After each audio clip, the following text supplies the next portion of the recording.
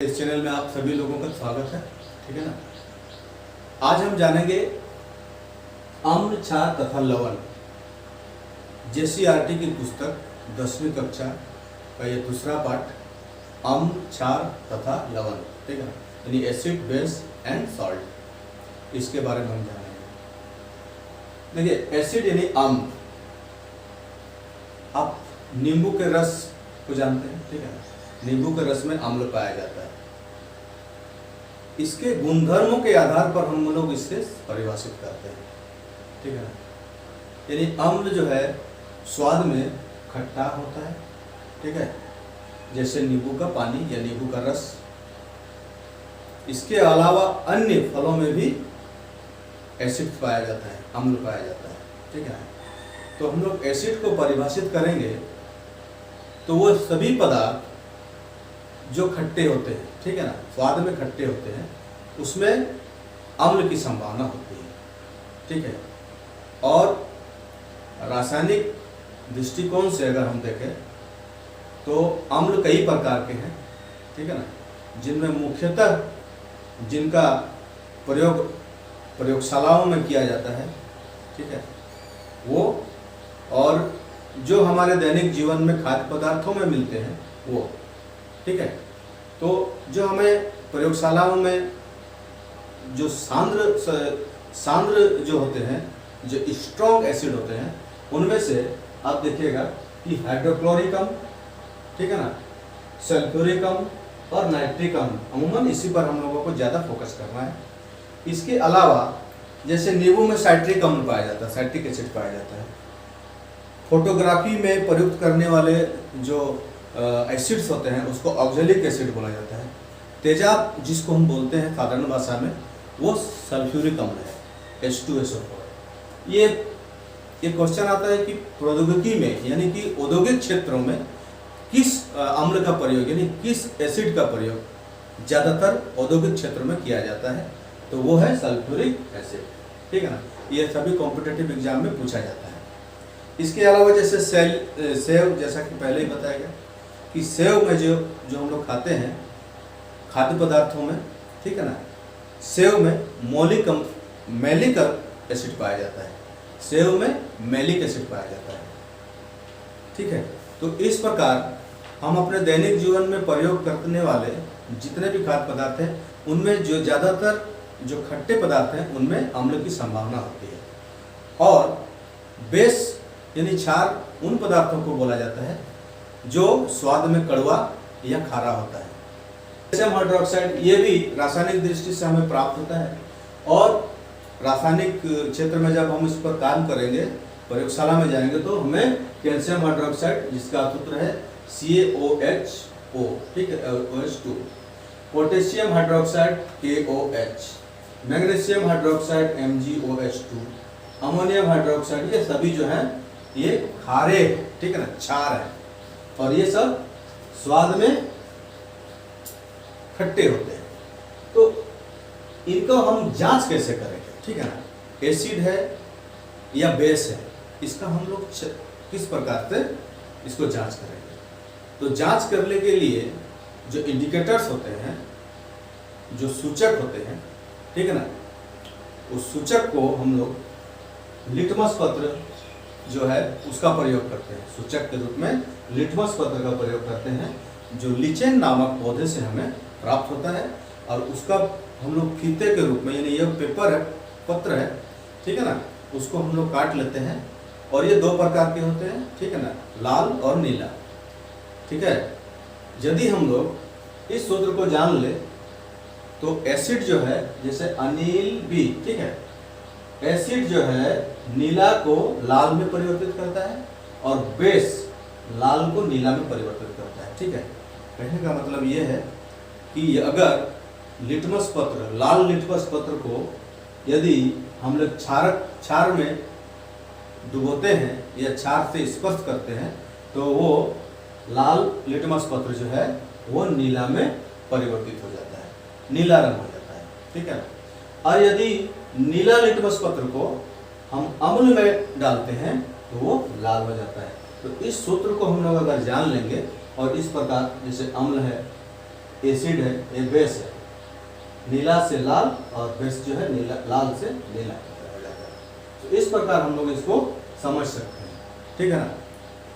अब हम जानेंगे कि क्या एसिड और बेस यानी कि अम्ल और क्षार आपस में यदि प्रतिक्रिया करें या आपस में मिले तो क्या होगा। तो एसिड और बेस यदि मिलते हैं तो एक दूसरे को समाप्त करने की कोशिश करते हैं, ठीक है। अम्ल किसी धातु के साथ प्रयोग करके क्या बनाता है, ठीक है ना। अम्ल यदि किसी धातु के साथ प्रयोग करे, रासायनिक प्रतिक्रिया हो, तो उसमें हाइड्रोजन गैस बनता है, ठीक है ना। तो इस प्रकार हम लोग आगे चल के पढ़ेंगे। तो हम ये बोल सकते हैं कि एसिड जो है, अम्ल जो है, स्वाद में खट्टा होता है, ठीक है ना। और इसके अलावा धातु के साथ यदि प्रतिक्रिया करे तो वो हाइड्रोजन गैस बनाता है, ठीक है। अब देखिए, साधारणतः खाद्य पदार्थों में भी हाइड्रोक्लोरिक अम्ल, सल्फ्यूरिक अम्ल और नाइट्रिक अम्ल के अलावा हमारे दैनिक जीवन में प्रयोग किए जाने वाले अन्य जो खाद्य पदार्थ हैं उनमें भी, जैसे फलों में, ठीक है ना, इन सब में भी विभिन्न प्रकार के अम्ल पाए जाते हैं, ठीक है। तो हम देखते हैं कि नींबू जो है, नींबू वर्ग के, जैसे नींबू, संतरा, मौसम्बी, इसमें सिट्रिक अम्ल पाया जाता है जिसका सूत्र C6H8O7 होता है। मधुमक्खी और चींटियों के डंक में जो है फॉर्मिक अम्ल पाया जाता है, HCOO, ये एसिड का सूत्र है और ये H लगा हुआ यानी फॉर्मिक एसिड। सिरका में एसिटिक अम्ल पाया जाता है जिसका सूत्र CH3COOH है। इसके अलावा आम, इमली, अंगूर, केला, अनानास, इसमें टार्टरिक अम्ल पाया जाता है, ठीक है, C4H6OH6। इसके बाद जो हम दैनिक जीवन में सब्जी के रूप में प्रयोग करते हैं, टमाटर, पालक, ठीक है ना। इसके अलावा जो है दही है। तो ये देखिए, ये पालक और टमाटर, ये दो खाद्य पदार्थ हैं, सब्जी है, इसमें ऑक्जेलिक अम्ल पाया जाता है जिसका सूत्र C2H2O4 है, ठीक है। ऑक्जेलिक एसिड जो है, इसका प्रयोग फोटोग्राफी में भी प्रयोग किया जाता है, ठीक है ना। अब आते हैं, खट्टा दूध और दही में लैक्टिक अम्ल पाया जाता है जिसका सूत्र C2H4OHCOOH है। लैक्टिक अम्ल का एक और ये गुण है जो बार बार परीक्षाओं में पूछा जाता है, कॉम्पिटिटिव परीक्षाओं में पूछा जाता है। कठोर परिश्रम के कारण जब मनुष्य थकान महसूस करता है, वो इस एसिड के कारण महसूस करता है, ठीक है। लैक्टिक अम्ल जो है वो मांसपेशियों में जमा हो जाता है, संचित हो जाता है, जिसके कारण लोगों को कठिन परिश्रम के पश्चात इस स्थिति से, यानी लैक्टिक अम्ल के जमा हो जाने के कारण, संचित हो जाने के कारण मांसपेशियों में दर्द महसूस होने लगता है, ठीक है ना। यदि हम उसका उपाय क्या है, जब हम उस मांसपेशी जहाँ दर्द होता है उसे हम और कुछ समय के लिए मालिश कर दें तो वो थकान दूर हो सकती है, ठीक है ना। तो ये कारण क्या होता है, लैक्टिक एसिड के कारण होता है, यानी लैक्टिक अम्ल के कारण होता है, ठीक है ना। तो हम लोग एसिड को परिभाषित इस प्रकार से भी कर सकते हैं कि जो स्वाद में खट्टे होते हैं, और लिटमस पत्र को यदि नीला लिटमस पत्र है, जैसा कि सूत्र में बताया गया है, अनिल बी, ठीक है ना, एसिड जो है नीला से लाल कर देता है, यानी कि नीले लिटमस पत्र को लाल कर देता है, और वही ठीक उसके रिवर्स बेस जो है यानी क्षार लाल लिटमस पत्र को नीला कर देता है। तो इस प्रकार से हम लोग आगे चल के एसिड और बेस के बारे में देखिए। अम्ल तथा क्षार क्या है, ऐसे पदार्थ जो स्वाद में खट्टे हों तथा नीला लिटमस पत्र को लाल कर देता है, ठीक है ना, और ऐसे पदार्थ जो स्वाद में खारे या कड़वा होता है एवं लाल लिटमस पत्र को नीला कर देता है, क्षार कहते हैं। अम्ल तथा क्षार एक दूसरे के जो प्रभाव को वो समाप्त करना चाहते हैं या खत्म करना चाहते हैं, ठीक है ना, प्रभाव को खत्म कर देते हैं, फलस्वरूप लवण बनता है। अम्ल के उदाहरण जैसे HCl, हाइड्रोक्लोरिक एसिड, H2SO4 यानी कि सल्फ्यूरिक अम्ल या गंधक अम्ल, HNO3 यानी नाइट्रिक एसिड, और ये है एसिटिक एसिड, ठीक है ना। इसके बाद है क्षार के उदाहरण, जैसे calcium hydroxide, potassium oxide, potassium hydroxide, magnesium hydroxide, ये सब क्षार के उदाहरण है। अम्ल और क्षार मिलकर के लवण का निर्माण करते हैं। आगे चलते हैं हम कि अम्ल और क्षार जो है धातु के साथ प्रयोग करके क्या करते हैं। अब आते हैं अम्ल और क्षार। अम्ल और क्षार जो है मेटल्स के साथ किस प्रकार अभिक्रिया करता है, ठीक है। दोनों ही परिस्थिति में यानी धातु के साथ अम्ल और क्षार प्रतिक्रिया करते हैं या अभिक्रिया करते हैं, तो दोनों ही परिस्थिति में जो उत्पाद बनते हैं, प्रोडक्शन बनते हैं, साथ साथ हाइड्रोजन गैस का भी वो प्रोडक्शन करते हैं, ठीक है। कैसे? मान लो कि एक टेस्ट ट्यूब में यानी कि प्रकनली में यदि हम दानेदार जिंक के टुकड़े को लेते हैं और इस प्रकनली को तनु H2SO4, तनु का मतलब पतला याद रहे और सांद्र का मतलब होता है गाढ़ा, तो तनु यानी पतला H2SO4 यानी कि सांद्र सल्फ्यूरिक अम्ल को हम लेते हैं और इसमें दानेदार टुकड़े जिंक के टुकड़े को हम डाल देते हैं, तो ये प्रतिक्रिया के फलस्वरूप हम जो एपरेटस जितने हैं इन एपरेटस को चित्र की सहायता से हम लोग सबसे पहले ठीक कर लेते हैं। जैसे एक टेस्ट ट्यूब यानी कि परकनली, यहाँ कॉर्क से जो कनेक्टिंग जो पाइप है, जो कांच का बना पाइप है, वो साबुन के पानी से भरा हुआ टब में डाला जाता है और ऐसी व्यवस्था की जाती है स्टैंड की सहायता से, ठीक है ना। परकनली को यहाँ कसा जाता है, ठीक है। कसने के बाद परकनली स्टैंड हो जाता है, उसके अंदर में फिर प्रतिक्रिया में भाग लेने वाले रासायनिक पदार्थों को दिया जाता है। जैसे जिंक के दानेदार टुकड़ों को दिया गया और इसमें तनु H2SO4 यानी सल्फ्यूरिक अम्ल का पतला, इसमें पानी मिला दिया जाता है, ठीक है ना, इसे पतला हो जाता है, इसको हम डाल देते हैं। प्रतिक्रिया के फलस्वरूप यहाँ से, क्योंकि ये कॉर्क पे बंधा हुआ है, तो यहाँ से हाइड्रोजन गैस जो है उत्पन्न होना शुरू होता है और पाइप की सहायता से जो साबुन के पानी में चला जाता है और ये टब में ये बुलबुला उत्पन्न होना शुरू हो जाता है, ऊपर की ओर उठना शुरू हो जाता है। बुलबुला को जब हम मोमबत्ती की सहायता से इस पर टच करते हैं, स्पर्श करते हैं, तो फट की आवाज आती है और वो जलकर जलना शुरू कर देती है, यानी कि ये जो है हाइड्रोजन गैस उत्पन्न होना शुरू हो जाता है, ठीक है ना। ये साबुन के पानी में ऐसा प्रयोग किया जाता है ताकि बुलबुला उत्पन्न हो सके, ठीक है ना। इसका समीकरण होगा जैसे जिंक के दानेदार टुकड़े और सल्फ्यूरिक अम्ल के साथ प्रतिक्रिया हुई, तो इस प्रतिक्रिया के फलस्वरूप जिंक सल्फेट और हाइड्रोजन गैस उत्पन्न हुआ, ठीक है ना। यानी धातु और अम्ल के साथ अभिक्रिया के फलस्वरूप ये लवण बनता है, जिंक सल्फेट लवण है, ठीक है ना, और हाइड्रोजन गैस उत्पन्न होता है। तो ये हो गया अम्ल के साथ जब धातु की प्रक्रिया अभिक्रिया अम्ल के साथ होती है तो इस प्रकार के लवण और हाइड्रोजन गैस बनता है। अब देखते हैं क्षार तथा धातु के बीच, ठीक है ना, यानी कि बेस एंड मेटल्स, ठीक है ना। Reaction between base and metal क्या होता है? जिंक को ही लेते हैं इसमें और NaOH सोडियम हाइड्रोक्साइड के साथ प्रतिक्रिया के फलस्वरूप सोडियम जिंकेट नामक लवण उत्पन्न होता है, ठीक है ना। ये भी लवण है, लवण उत्पन्न होता है और इसके बाद हाइड्रोजन गैस का बनता है। तो इस प्रकार हम बोल सकते हैं कि अम्ल और क्षार धातु के साथ अभिक्रिया के फलस्वरूप लवण और हाइड्रोजन गैस उत्पन्न करता है।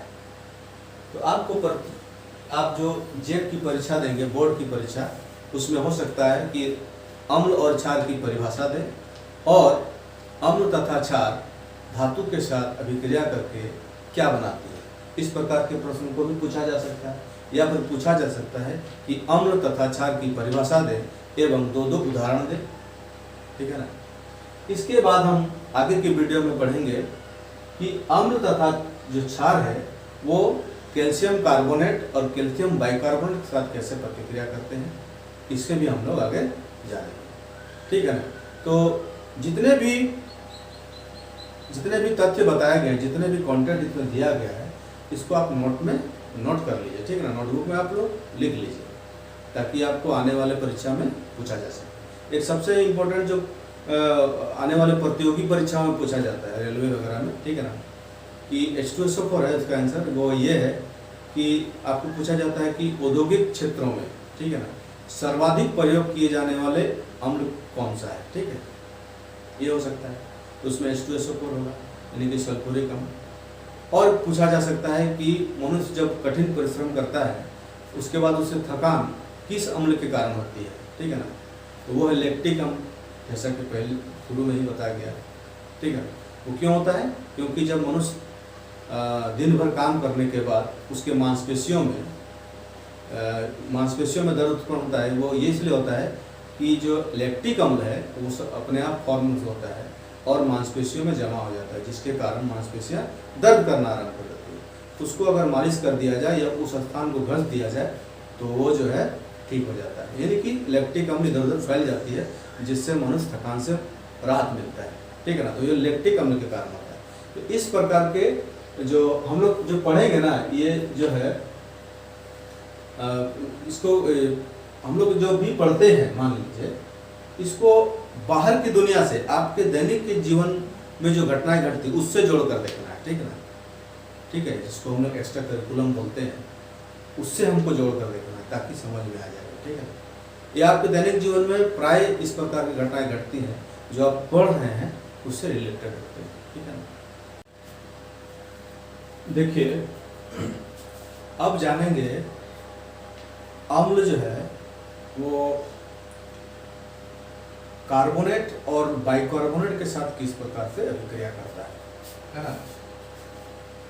जैसे कार्बोनेट यानी सोडियम कार्बोनेट और सोडियम बाइकार्बोनेट से अभिक्रिया यदि अम्ल कोई करता है तो कैसे करेगा। इसके लिए हम दो बार जो है ये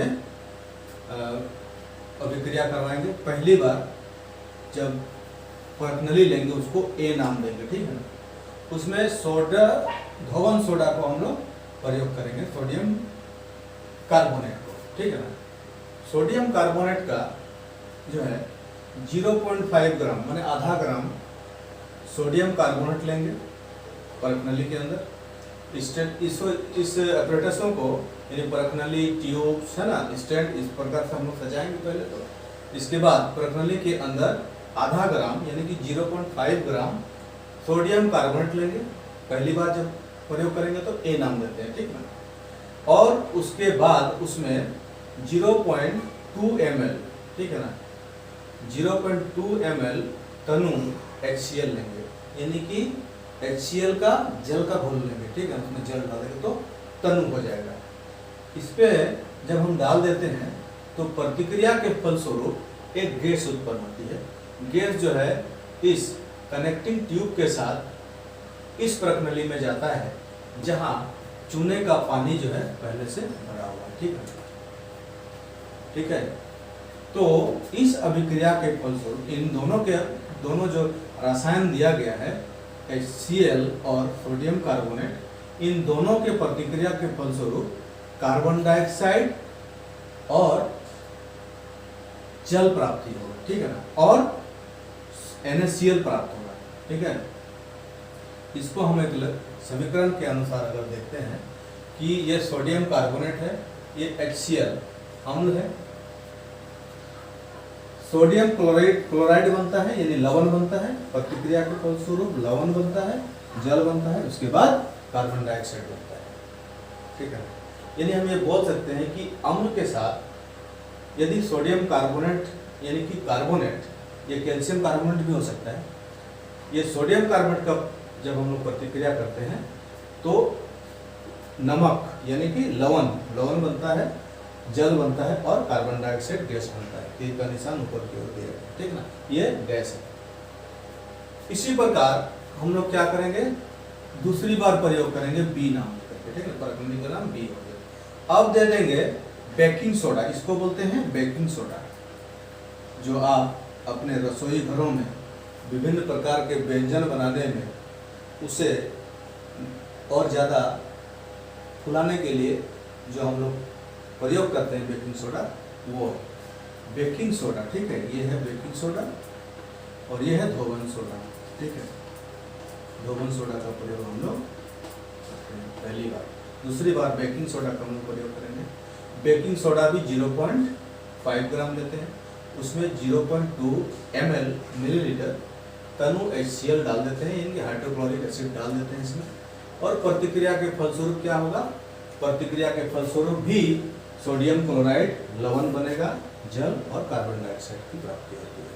ठीक है, इस प्रकार हम दोनों ही परिस्थितियों में देखते हैं कि कार्बोनेट और बाइकार्बोनेट, ठीक है ना, बाइकार्बोनेट और कार्बोनेट के साथ अभिक्रिया के फलस्वरूप लवण, जल और कार्बन डाइऑक्साइड गैस बनता है। अब देखिए दूसरी, यानी कि यहाँ CO2 गैस उत्पन्न होता है। ठीक है, और इस परत नली में जब आता है तो हमें मालूम है कि चूने के पानी से जब कार्बन डाइऑक्साइड गैस को प्रवाहित किया जाता है, यानी गुजारा जाता है, तब चूने का पानी जो है वो दूधिया हो जाता है और एक श्वेत अवक्षेप प्राप्त होता है। श्वेत अवक्षेप का मतलब हुआ कि दूधिया कलर का गाढ़ा चीज हमें ऊपर हमने को महसूस होता है। कैसे? ये है आपका कैल्शियम हाइड्रोक्साइड, यानी कि चूने का पानी। ठीक है ना, चूने का पानी को में जब कार्बन डाइऑक्साइड गैस को हम लोग प्रवाहित करते हैं यहाँ, तो ये इसका जो इसमें दूधिया हो जाता है। ठीक है ना, दूधिया हो जाता है और श्वेत अवक्षेप हमें प्राप्त, प्रेसिपिटेट जिसको बोलते हैं, ठीक ना, श्वेत अवक्षेप हमको प्राप्त होता है। और इस प्रकार से हम देखेंगे तो हम लोग ये कह सकते हैं कि अम्ल जो है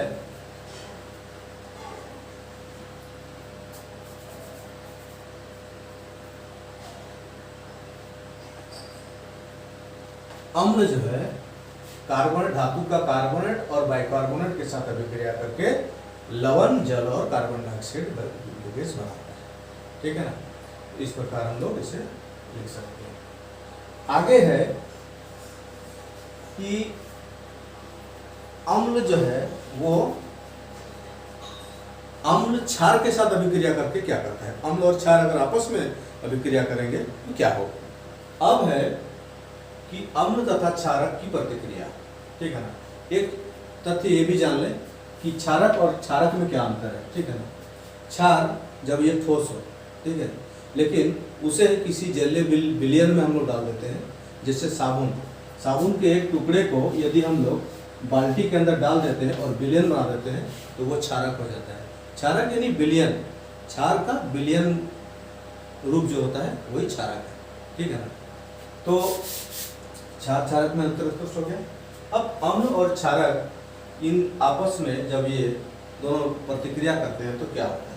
मान लो कि सोडियम हाइड्रोक्साइड और हाइड्रोक्लोरिक एसिड यानी हाइड्रोक्लोरिक अम्ल आपस में जब अभिक्रिया करते हैं तो अभिक्रिया के फलस्वरूप सोडियम क्लोराइड यानी नमक बनता है और जल का निर्माण होता है। ठीक है ना, अब देखिए पीएच स्केल मान क्या है? पीएच स्केल, ठीक है,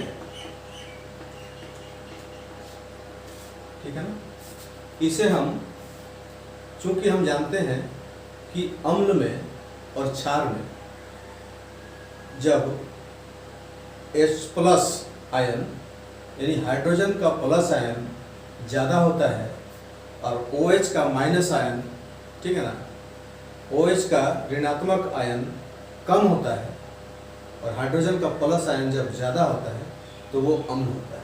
ठीक है ना, यानी अम्लों में जो है वो हाइड्रोजन का प्लस आयन अधिक होता है और OH हाइड्रोजन ऑक्साइड का ऋण आयन जो है कम होता है। वही क्षार में हाइड्रोजन का प्लस आयन कम होता है और OH का माइनस आयन अधिक होता है। ठीक है ना, तो पीएच स्केल मान को हम लोग इस प्रकार से परिभाषित कर सकते हैं। ठीक है ना, देखिए अब हम जानेंगे पीएच स्केल मान, ठीक है ना, पीएच स्केल मान क्या है, ठीक है। देखिए हम जानते हैं कि अम्ल जितना सांद्र होगा यानी जितना प्रबल होगा उसमें हाइड्रोजन प्लस आयन की मात्रा अधिक होगी और OH माइनस आयन कम होगा, ठीक है। और जब OH माइनस मान अधिक हो और हाइड्रोजन प्लस आयन का मान कम हो तो वो क्षारक होगा। इसी पर आधारित है ये पीएच स्केल मान, ठीक है ना। पीएच स्केल मान एक मापक है जिसमें 0 से लेकर 14 तक के मापांक हैं, ठीक है ना। और इसमें ये दर्शाया गया है कि जब किसी विलयन में, ठीक है ना, जब किसी विलयन में प्लस H प्लस आयन की सांद्रता जब हम लोग ज्ञात करते हैं इसके लिए एक मापक का प्रयोग किया जाता है, ठीक है ना। कहने का मतलब ये है कि इस परिभाषा को जब हम लोग देखेंगे कि किसी विलयन में H प्लस आयन की सांद्रता ज्ञात करने के लिए एक स्केल विकसित कर लिया गया है, ठीक है ना। क्या विकसित किया है? एक स्केल विकसित किया गया है जिसे पीएच स्केल कहा गया है। चलिए ये तो हो गया, लेकिन इसमें है क्या? इसे 0 से लेकर 14, ठीक है ना, 0 से लेकर 14 तक मापांक है, ठीक है ना। ये मान लो पीएच स्केल का एक नमूना दिया गया है, ठीक है ना। यहाँ 0 से लेकर के 14 तक को इसमें मापांक है, यानी अंक दिए गए, माप के लिए जो अंक है वो मापांक है। इसमें विलयन जो है यानी घोल में अम्लता अथवा क्षारकता को देखा जाता है। कैसे देखा जाता है? कि जब H प्लस यानी कि हाइड्रोजन प्लस जितना अधिक होगा, ठीक है ना, पीएच मान उतना ही कम होगा। यानी कि जब हम इधर आते हैं, ठीक है ना, इस स्केल में जब बाएं तरफ आते हैं तो हाइड्रोजन प्लस आयन बढ़ता है, यानी कि हाइड्रोजन प्लस आयन जितना अधिक होगा पीएच मान उतना ही कम होगा। उतना ही कम होगा का मतलब 0, 1, 2 ये कम है, इसमें H प्लस आयन सर्वाधिक होगा, मतलब सबसे ज्यादा होगा, ठीक है ना। और OH जितना कम होगा पीएच मान भी कम होगा, ठीक है ना। यानी OH अधिक है, ये H प्लस आयन जो होगा सबसे ज्यादा होगा और OH माइनस आयन कम होगा। लेकिन जब 7 के बाद उधर चले जाएंगे, जैसे जैसे हम आगे बढ़ते जाएंगे OH जो माइनस आयन है वो अधिक होगा और H प्लस आयन कम होगा, ठीक है ना। ये यहाँ अधिक होगा, H प्लस अधिक होगा और ये कम होगा, ठीक है। तो अच्छा, H प्लस कम होने पर OH माइनस अधिक होने पर pH मान अधिक होगा। जैसे जैसे हम आगे बढ़ेंगे H प्लस आयन घटता चला जाएगा और OH माइनस आयन जो है वो बढ़ता चला जाएगा। यानी किसी विलयन में, किसी घोल में अम्लीयता या क्षारकता को ज्ञात करने के लिए जो एक पैमाना बनाया गया, जो मापक बनाया गया है, उसे हम पीएच स्केल हम कहते हैं, ठीक है ना। इसको ठीक से और तो बढ़िया से लिखेंगे और इसको समझेंगे, ठीक है। और हमारे दैनिक जीवन में हमें ये क्या प्रभाव पड़ता है ना, हमारे पाचन तंत्र में इसका क्या प्रभाव पड़ता है, हमारे बगीचे में इसका क्या प्रभाव पड़ता है, पीएच परिवर्तन के कारण दंत क्षय होता है, ये भी हम लोग जानेंगे। देखिए ये एक पीएच स्केल का नमूना है, ठीक है ना, जिसके मापांक हैं 0 से लेकर के 14 तक, ठीक है ना, 0 से 14 तक। अब इस स्केल की खासियत ये है कि हम जब 0 से 14 की ओर जब जाते हैं तो इसमें अम्लीयता घटती जाती है, ठीक है ना। और जब हम 7 तक पहुंचते हैं तो 7 में जब किसी विलयन का 7 होता है तो वो उदासीन होता है, ठीक है ना, न क्षार होता है न अम्ल होता है। हम जैसे जैसे आगे बढ़ते जाते हैं 14 की ओर तो क्षारकता जो है बढ़ती जाती है, ठीक है। और पीएच मान जैसे जैसे घटता है, ठीक है ना, ये अम्लीयता बढ़ती जाती है, ठीक है। इसमें कुछ इम्पोर्टेंट विलयन है, यानी कि घोल है, यानी लिक्विड है, जिसका पीएच मान यहाँ दर्शाया गया है। तो हम चलेंगे समुद्री जल सर्वाधिक इसलिए खारा होता है क्योंकि इसका पीएच मान जो है 8.4 है। 8.4 का मतलब 7 से अधिक है तो ये क्षारकता अधिक क्षारकता में चला जाता है, ठीक है ना, यदि क्षारक होता है। रक्त यह भी 7.4 होता है, यानी कि 7 से कुछ ज्यादा। लार मनुष्य का लार जो होता है 6.5 से 7.5 तक होता है। दूध जिसको हम लोग पीते हैं 6.4, ठीक है ना, 6.4, यानी कि यहाँ इसमें अम्लीयता की मात्रा होती है। हाइड्रोजन प्लस आयन इसमें इसकी तुलना में इसमें ज्यादा होता है, यानी दूध में लार की तुलना में दूध में हाइड्रोजन प्लस की जो मात्रा होती है, सांद्रता होती है, वो अधिक होती है। मूत्र मानव मूत्र हो, ठीक है ना, ये मानव मूत्र है जिसमें पीएच स्केल में इसका मान 6 होता है, ठीक है ना। शराब 2.8, काफी 2.8 यानी यहाँ ये काफी अम्लीय होता है। सिरका इससे भी ज्यादा अम्लीयता होता है, ठीक है ना, 2.4 है। इसके बाद नींबू का रस, नींबू का रस जो है वो 2.2 होता है, ठीक है ना, ये काफी अम्लीय होता है। यानी जितना कम पीएच मान होगा उसमें हाइड्रोजन प्लस की आयन की मात्रा अधिक होगी और अम्लीयता अधिक होगी। हम जैसे जैसे अम्लीयता घटती जाएगी पीएच स्केल मान बढ़ता चला जाएगा और OH जो है माइनस बढ़ता चला जाएगा, ठीक है ना। तो इस प्रकार और हम देखते हैं जैसे हमारा शरीर जो है वो भी, ये भी इसके अंदर भी विलयन है, घोल है, ठीक है ना, लिक्विड है। तो उसका जो पीएच स्केल मान है वो 7 से 7.8 पीएच के बीच होता है, ठीक है ना। एक पारस बोलते हैं उसको, पारस के बीच में रहता है, ठीक है, ये वही काम करता है 7 to 7.8 में। अब अशुद्ध जल जिसको हम लोग बोलते हैं शुद्ध जल, ठीक है, शुद्ध जल का पीएच मान 7 होता है, इसलिए ये उदासीन होता है, ठीक है ना। देखिए उसके बाद है वर्षा जल। वर्षा जल का पीएच मान जब 5.6 से कम होना शुरू कर दे, है ना, इससे कम हो जाए, ठीक है, 5.6 से जब ये पीएच मान इसका घट जाता है, यानी कि अम्लीयता बढ़ जाती है, ठीक है ना, तो वो जो है नदियों में उस वर्षा का जल अम्लीय वर्षा उसको हम लोग बोलते हैं, ठीक है ना।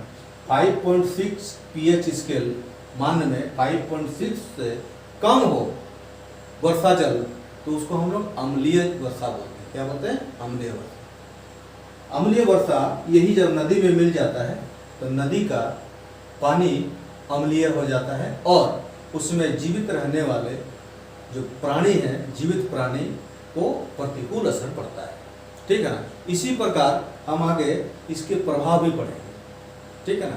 तो उम्मीद है कि पीएच स्केल मान समझ में आ गया होगा, ठीक है ना। इस नोट को हम लोग उतार लेंगे। देखिए हमारे पाचन तंत्र का पीएच, ठीक है ना।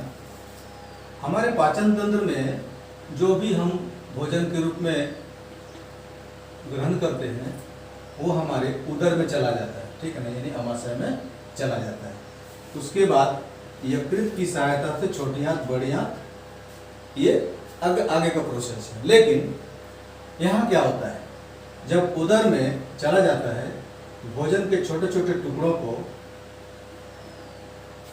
कीट युक्त, जो कीट से मुक्त यानी कि सूक्ष्म हानिकारक सूक्ष्म होते हैं भोजन में, सूक्ष्म जो जीव होते हैं जैसे बैक्टीरिया, वायरस वगैरह जो भी होते हैं, उनको नष्ट करने के लिए प्रकृति ने मनुष्य के उदर में यानी कि अमाशय में एक ग्रंथ दिया गया है, ग्रंथ दिया हुआ है, जिससे HCl हाइड्रोक्लोरिक एसिड निकलता है, ठीक है ना, हाइड्रोक्लोरिक एसिड निकलता है। लेकिन कभी कभी होता क्या है कि जब हम ज़्यादा तेलीय युक्त या एसिडिटी युक्त, एसिड युक्त पदार्थ को खाते हैं तो उधर से हाइड्रोक्लोरिक एसिड मिलने के बाद ये पूरा भोजन जो है एसिडिक हो जाता है ना, इसको हम लोग बोलते हैं एसिडिटी, जिसके कारण उदर यानी पेट दर्द, पेट का मचलना, पेट का दर्द होना, वगैरह इस प्रकार के सिम्टम दिखाई देते हैं, यानी कि इस प्रकार के महसूस होने लगते हैं। तो उसको ठीक करने के लिए, HCl की मात्रा को ठीक करने के लिए हम मिल्क ऑफ मैग्नीशिया, ठीक है ना, मिल्क ऑफ मैग्नीशिया, ये क्या है, या मैग्नीशियम हाइड्रोक्साइड है, ठीक है ना, ये क्षारक है, क्षारक घोल है, ठीक है ना। ये इस प्रकार के मिल्क ऑफ मैग्नीशिया आपको एक शीशी में आता है, देखिएगा, है ना, ठीक है, उसको हम लोग लेते हैं। एंटी एसिड भी बोलते हैं इसको, क्योंकि एसिड का एंटी यानी कि अम्ल प्रतिरोधक, ठीक है, अम्ल प्रतिरोधक का प्रयोग करते हैं, यानी कि magnesium, milk of magnesia, magnesium hydroxide. और इस प्रकार हमारे उदर में, यानी कि हमारे पेट में, अमाशय में जो HCl की मात्रा, बढ़ी हुई मात्रा है, उसको कंट्रोल किया जाता है, ठीक है ना। तो ये हमारे पाचन तंत्र में pH का मान जब बढ़ जाता है, ठीक है, pH का मान अगर कम हो तो हमें अम्लीयता यानी एसिडिटी से जूझना पड़ता है। उसके लिए हमें क्षार की आवश्यकता होती है, ताकि अम्लीय तत्वों को कम कर सके। क्योंकि हम जानते हैं अम्ल और क्षार एक दूसरे को जो है अपने प्रभाव को, अपनी शक्ति को नष्ट करते हैं, ठीक है ना। तो ये है हमारे पाचन तंत्र पर pH का प्रभाव। अगर पूछा जाता है तो हम लोग इसको लिख सकते हैं, ठीक है। देखिए, pH परिवर्तन के कारण दंत क्षय, ठीक है ना, एक टॉपिक है, pH परिवर्तन के कारण दंत क्षय। ये कैसे होता है pH में परिवर्तन, यानी कि जब हम खाद्य पदार्थों को खाते हैं, ठीक है ना, और मुंह बढ़िया से अच्छी तरह से अगर हम साफ नहीं करते हैं तो इसमें सूक्ष्म जीव बैक्टीरिया जो है वो बढ़ने लगता है, और हमारे मुंह में फंसे हुए शर्करा खाद्य पदार्थों का, शर्करा और खाद्य पदार्थों का निम्नीकरण करता है, यानी इसको छोटे छोटे टुकड़ों में अपने पोषण करता है। पोषण से बैक्टीरिया अपने आप को तो बढ़ाता ही है, और हम जानते हैं कि बैक्टीरिया पोषण के बाद, यानी कि वो अपना भोजन लेने के बाद उत्सर्जन के रूप में अम्ल छोड़ता है, ठीक है ना। तो जब देखते हैं कि मुंह का जो pH मान है, जब हम ज़्यादा ध्यान नहीं देते हैं अपने, जैसे खाना खाने के बाद हम मुंह नहीं धोते बढ़िया से, ठीक है ना, या फिर किसी कारणवश मुंह धोना भूल जाते हैं, तो बैक्टीरिया हमारे लार में, हमारे मुंह में रहता है, ठीक है ना। तो बैक्टीरिया अपने पोषण से क्या करता है, अम्ल उत्पन्न करता है। जब हमारे मुंह का pH मान 5.5 से, ठीक है ना, यानी 5.5 से कम हो जाता है ना, तो हमारा दंत क्षय यानी दांतों का संक्षारण होना आरंभ हो जाता है। दांतों का संक्षारण का मतलब क्या हुआ, क्योंकि ये जो दांत बना होता है, दंत जो बना होता है, वो कैल्शियम फास्फेट का बना होता है। वो कैल्शियम फास्फेट का क्रिस्टलीय रूप होता है। क्रिस्टल का मतलब, क्रिस्टल मतलब समझ रहे हैं, जैसे कड़ा कांच का, ठीक है ना। ये जो दांत होता है कैल्शियम फास्फेट, ये हमारे शरीर में, यानी मनुष्य के शरीर का सबसे कठोर अंग है, ठीक है ना। तो ये दांतों का जो इनेमल बना होता है, दांतों का जो ऊपरी जो इनेमल है, जो ऊपरी परत है, उसको इनेमल बोलते हैं, वो कैल्शियम फास्फेट का बना होता है, क्रिस्टल का बना होता है, ठीक है। इसका ये गुण ये है कि ये जल में घुलनशील नहीं होता, जल में कुछ नहीं कर सकता। लेकिन जब मुंह का लार, मुंह के अंदर का जो लार बनता है, या फिर पूरे मुंह के अंदर, माउथ के अंदर उसका pH मान, यानी कि अम्लीयता अगर बढ़ती जाए, ठीक है ना, pH मान अगर 5.5 से कम हो जाए, यानी कि हाइड्रोजन प्लस का आयन का अधिकता हो, यानी कि ज़्यादा होना शुरू हो जाए, तो ये दांत को, यानी कि कैल्शियम फास्फेट को क्षय करना आरंभ कर देता है, ठीक है ना, क्षय करना आरंभ कर देता है, जिससे हम दंत क्षय करते हैं, ठीक है ना, समझ आ रहा है। तो इस प्रकार हम लोग ये देखते हैं कि हमारे मुंह में pH मान अगर कम होगा तो हमारा जो दांत है उसका क्षय होना आरंभ हो जाता है, जिसके लिए हम उसको कहते हैं दंत क्षय। इसको रोकने का दो तरीका है। पहला तरीका ये है कि हम मुंह को जो है खाना खाने के पहले और खाना खाने के बाद धोना जरूरी है, ठीक है, धोना जरूरी है, ठीक है। दूसरा जो दंत क्षय, दांतों को क्षय होने से रोकने का दूसरा ये तरीका है कि क्षारक युक्त दंत मंजन, ठीक है ना। क्षारक युक्त दंत मंजन बाजार में आसानी से प्राप्त होते हैं। क्षारक युक्त दंत मंजन का प्रयोग करके हम जो है अम्लता को घटा सकते हैं और इस प्रकार दंत क्षय से हम मुक्ति पा सकते हैं, ठीक है। देखिए, पशुओं यानी कि छोटे छोटे जीवों के द्वारा और कुछ पौधों के द्वारा उत्पन्न रसायनों से हम रक्षा कर सकते हैं। अब ये किस प्रकार हमें हानि पहुंचाते हैं? क्योंकि जैसे हम मधुमक्खी का डंक, ठीक है ना, चींटी के द्वारा काटा जाता है, या बिच्छू का डंक, ठीक है, बिच्छू जब डंक मारता है या फिर मधुमक्खी जब डंक मारती है तो उसमें फॉर्मिक एसिड होता है, तो वो दर्द महसूस होना आराम हो जाता है।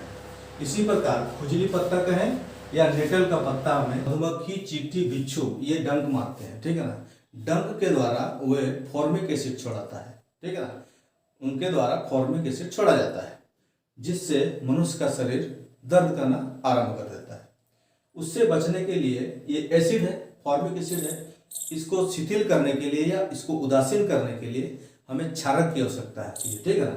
जैसे बेकिंग सोडा, ठीक है, बेकिंग सोडा हम अगर डाल दें, उसमें लगा दें, ठीक है ना, बेकिंग सोडा यानी कि Na2HCO3, ये बेकिंग सोडा को मल के यदि जहाँ डंक मारा गया है वहाँ लगा दिया जाए तो उसके अम्लता को खत्म कर दर्द को समाप्त किया जा सकता है, ठीक है।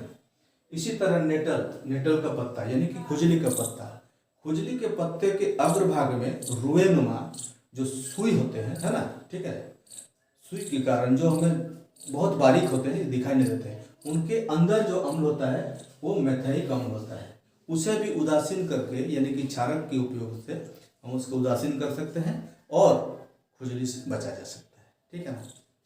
जो दर्द होता है या काफ़ी जलन होती है उससे हम बच सकते हैं। चूँकि ये बड़ा पार्ट है एसिड बेस एंड सॉल्ट यानी कि अम्ल, क्षारक और लवण, ठीक है। इसके बाद के वीडियो में क्वेश्चन आंसर हम लोग करेंगे एसिड बेस एंड सॉल्ट का, ठीक है। तो देखते रहिए वीडियो।